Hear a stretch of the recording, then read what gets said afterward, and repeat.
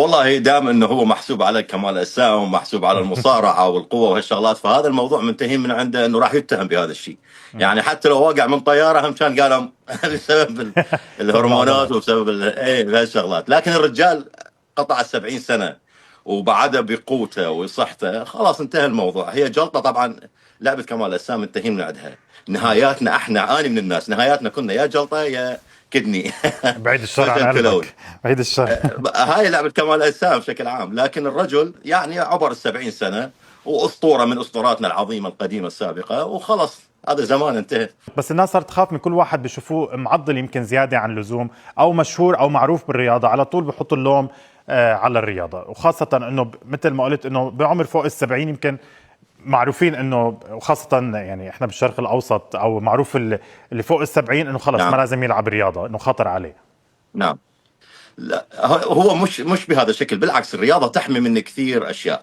لكن هالك هوجن والابطال المحترفين هذول نكست متقدم. احنا نعرف كل زين بانه استخدموا سترويدات واستخدموا المكملات الغذائيه واستخدموا كثير اشياء. لكن بصراحه بالنسبه لكمال اجسام وصل لهذا العمر، هذا يعتبر انجاز. عرفت شلون؟ يعني احنا عندنا ارنولد، لكن هو اعتزل من زمان سابق. لكن هذا الرجل ظل يحافظ، واني متاكد ظل مستمر على الاستخدامات وهاي الاشياء. فشوف انت هنا الفكره التناقض اللي قاعد يصير، انه جلطه، انه جلطه قلبيه. عرفت شلون؟ او مثلا مثل ناصر الصنباطي او غيره وغيره فشل كلوي. فهذا المشهورين احنا بيها جماعه العضلات.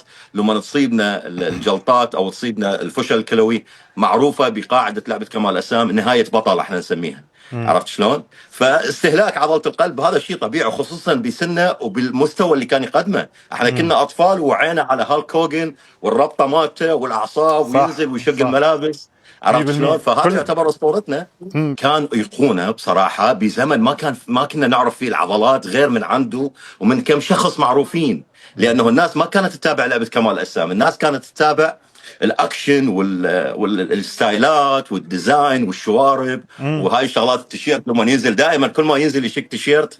هذا انا بصراحه قلدته اكثر من مره بكثير مواضيع. تمام. فهاي اكثر الشغلات اللي كان مشهور بيها، لما ينزل ويشق التيشيرت هيك، فالموضوع عالمي كان.